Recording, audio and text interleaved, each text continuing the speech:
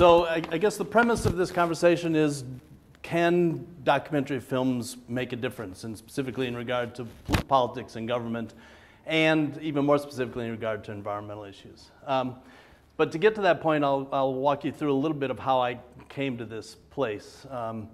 Very lucky, I kind of knew at a young age that I wanted to write. I think it came from just being a voracious reader, and I thought the perfect job would be being a sports writer, because what could be better than going to the ballpark every day, having a hot dog and a beer, and then going back to the office and writing about it. And I tried it for a couple years while I was in college, and it was so boring, so boring.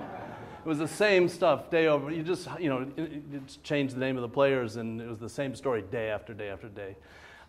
This was, I was in university between 1972 and 1976, and what was going on, especially in the United States during that period. We were impeaching our first president, and who led that process but journalists. I was in journalism school, so that whole effort to oust Richard Nixon became, it was extremely important in my schooling. I went on and got a master's degree specifically in how to report on government and politics.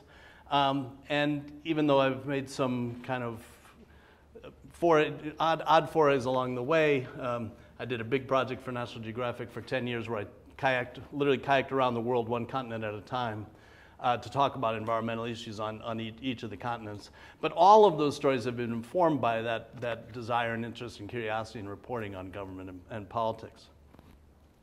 I started out as a print journalist, and I've written a variety of different kinds of books, but this was one of my, this is a prop, Saving the Earth. Came out in 1990 on the 20th anniversary of Earth Day, okay? And I get it out every Earth Day and look at it. It's a look at 11 different environmental issues in 1990, so 26 years ago, the causes, effects, and solutions. And I get it out every Earth Day just to see how we're doing. And the chapters in it were all issues that you'll recognize still today: global warming, ozone depletion, smog, acid rain, rainforest, garbage, hazardous waste, saltwater pollution, freshwater pollution, energy consumption, and overpopulation.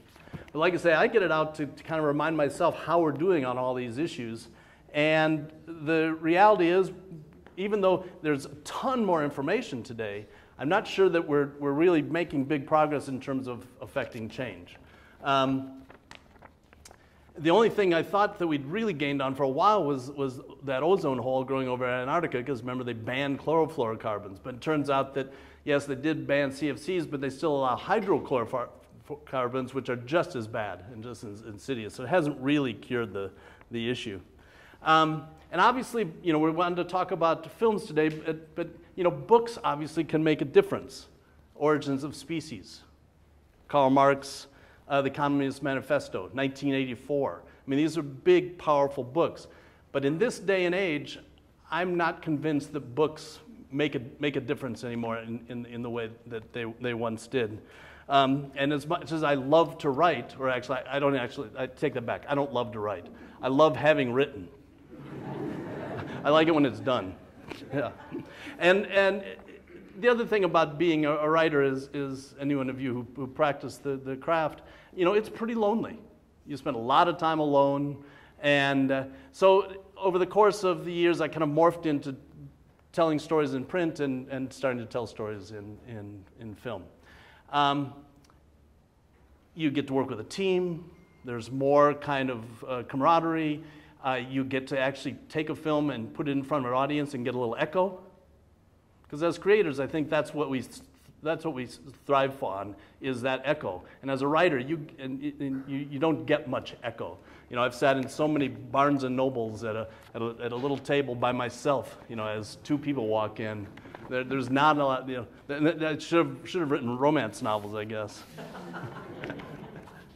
But in terms of media making a difference, a little asterisk. I did that big project for National Geographic where we went around the world and looked at all these different coastlines. One of the trips I did was in Gabon. And I went to Gabon because my fellow National Geographic colleague named Mike Fay had done this incredible trip in Gabon. He had walked across the entirety of the Congo forest. Took him a year and a half. Walked. He and a small group of pygmies. And the result of that was 4 or 5 National Geographic stories. And when the president of Gabon saw those pictures, he said, wow, what a beautiful country, we should save this. And with one signature, he set aside 12% of his country as national park, with one signature. No, there had been no bigger conservation set aside in the history of man. You know, when Jimmy Carter set aside a bunch of land in Alaska, it wasn't 12% of the United States. It was an incredible example of how media, in this case words and pictures, can make a difference. So I am a believer that media does make a difference. And I'm a big believer that documentary films can be. And I'm just going to run. Do you guys watch documentaries? If it's Friday night and you're watching Netflix and you got an option between the new Bourne trilogy or some movie about dolphins being stabbed to death, which one do you choose? Yeah, it's tricky. But there are dozens and dozens of documentary films that have made huge differences. Errol Morris's The Thin Blue Line freed a wrongly convicted man. The Joe Berlinger's trilogy, Paradise Lost, set in Mississippi. They made 3 films over 18 years and ultimately released 3 guys who similarly had been wrongly charged. Frederick Weissman, kind of the grandfather of documentaries, in his Titicut Follies, which was his very first documentary, which exposed the abuses in the mental health world in the United States. Super Size Me, right? Where he ate only McDonald's for a month and nearly died, but it impacted the way McDonald's treated health and nutrition in its stores around the world. Michael Moore's Columbine, Bowling for Columbine. Remember Kmart banned selling a certain kind of ammunition after that film. Barbara Koppel's great Harlan County, USA, which exposed abuses in labor laws. I mean, many, many, many films have made both a political and a difference in government. My interest is in environmental issues. All of my films have an environmental backdrop, even if it's no matter where they're set. And in regard to, can environmental documentaries make a difference? The jury's out in a lot of cases, and a lot of I think we're suffering a little bit today from an abundance of films, and that's something that I'm kind of stunned by. Is there's so much information out there now that didn't exist. When I wrote this book, Saving the Earth, in 1990, there was no internet. I literally went to the library to do research. I mean, think what you can get on your phone or your computer now within seconds as compared. So it's not because of a lack of information. There's tons of information out there. But specifically in regard to recent environmental films, what would be the granddaddy of them all? Probably An Inconvenient Truth. I think kind of set the bar pretty high. Al Gore won an Academy Award and a Nobel Peace Prize and virtually every other prize you can think of. So that's a pretty good start. The Cove. Did you see The Cove? It was about Japanese fishing of whales, and where they would herd dolphins. They would herd the dolphins into a bay and then literally stab them to death. Also won an Academy Award. Blackfish, which ran on, I think ultimately ran on CNN, which gave it a huge audience. But it was about the abuse of killer whales in amusement parks, which pretty much led to the banning of, or not the banning of, but the slowing down of marine life at these parks. And then Gasland, which is kind of made here in our relative backyard, and really opened the world's eyes to what fracking was. And I'm going to, from a personal experience, I'll take off from Gasland a little bit, because Gasland came out in 2010. We're here in New York. I've been a Hudson Valley resident for 30 years. I've reported on environmental issues around the world, but I've always wanted to do things in my own backyard. And if you remember, in early 2012, to frack or not to frack was still a big issue here in New York State. And in the early spring of 2012, it seemed like Governor Cuomo was about to allow in at that stage they were calling test drilling. They were going to allow some companies to come in and test and see how the process went. And it was pretty clear that once this testing began, then it would, the doors would be wide open and fracking would take place across the state. So we organized a big event in Albany, just at the Egg, in May of 2012. And we brought in singers and musicians and activists and actresses and actors and super smart scientists, and put on a show, 3.5-hour show that we wrote, we scripted, about the ills of fracking. And the great documentary filmmaker Alex Gibney brought a crew of 15. They filmed the whole thing, and then as they walked out the door, they handed me the hard drives and said, "Good luck." So I made a film called Dear Governor Cuomo. We cut the film from 3.5 hours down to 80 minutes. And for the next year, I took that film to more than 100 cities in New York State. We printed 5,000 DVDs, which we gave away at every venue. And it was a very straightforward argument and ask of the governor. You know, here's the science, here's the facts. Look at them, and then make your decision, but make it from an informed perspective. But the film worked really well, I think, because it didn't bum you out.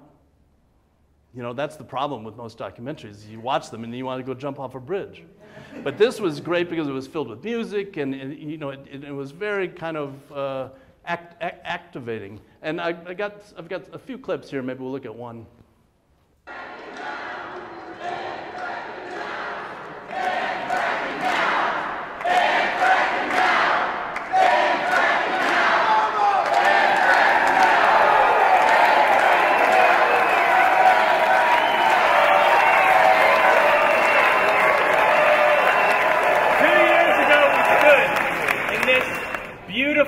State building and participated in our right of democracy.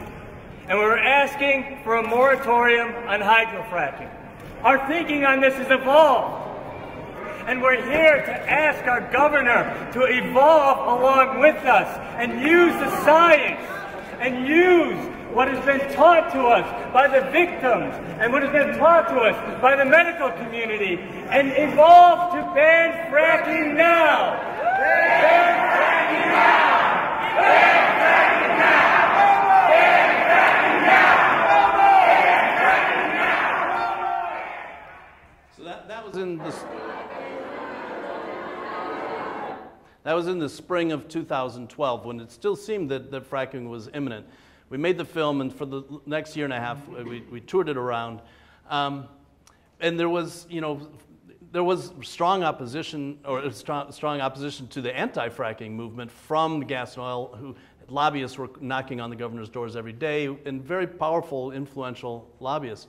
So, and there was, one of their complaints was that this anti-fracking movement was led by celebrities, which, despite the appearance of Mark Ruffalo, couldn't have been further from the truth. The way that movement grew was from the grassroots up, you know, community by community. In the end, by the time that the ban on fracking was adopted, there were 175 communities in the state who had adopted bans or moratoriums. And that had absolutely nothing to do with celebrity and everything about people not wanting this in their backyard. That said, you know, up until, well, we'll look at one more clip.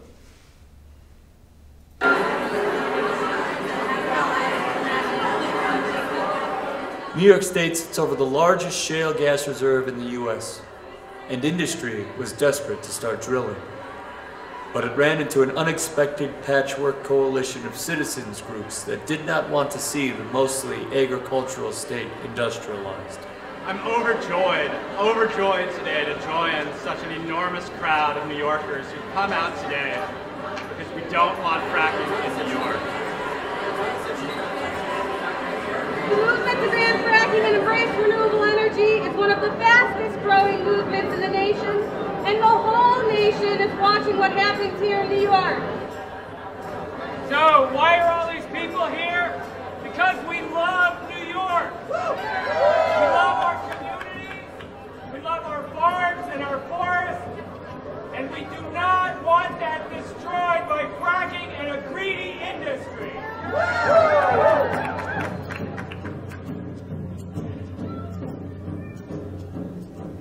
So despite, on top of taking it around and showing it community by community across the state, you know, the number one person we wanted to see the film was the person it was addressed to.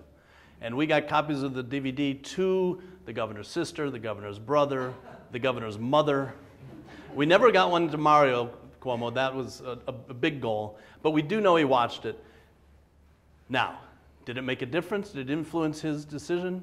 I don't know that it influenced, that the movie itself influenced his opinion, but the fact that we took it around the state and we used it to energize and activate people who either didn't know about the issue or who were acting, and that was the other thing that had happened. This fight had been going on for a half dozen years, and the activists were burnt out.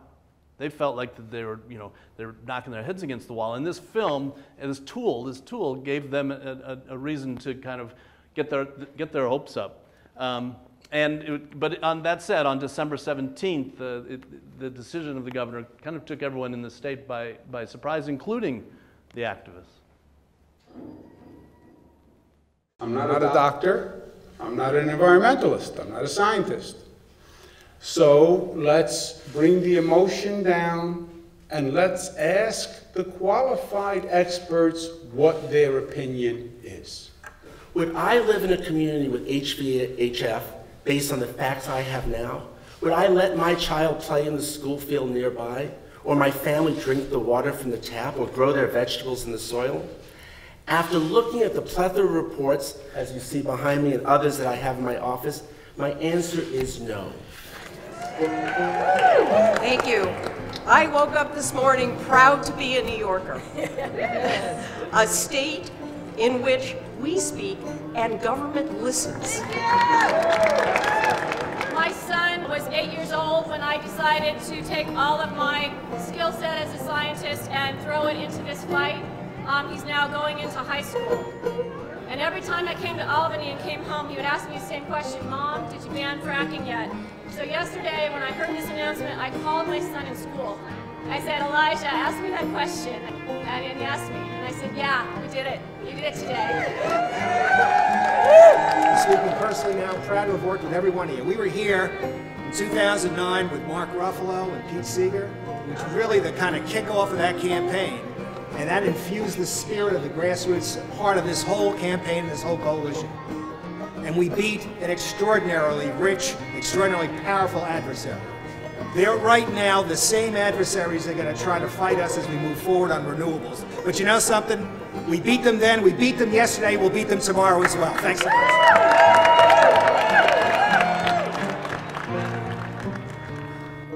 So that was in December of 2014. It kind of jump-started what I call my Deer series.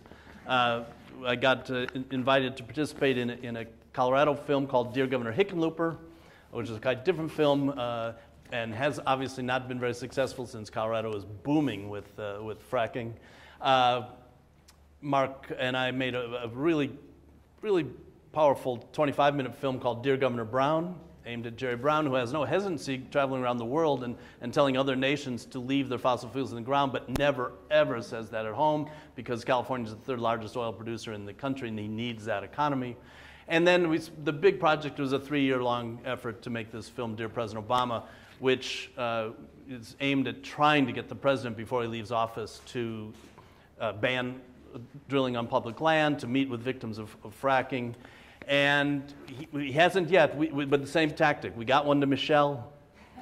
We haven't figured out, we thought maybe his kids might be Mark Ruffalo fans, and that would help.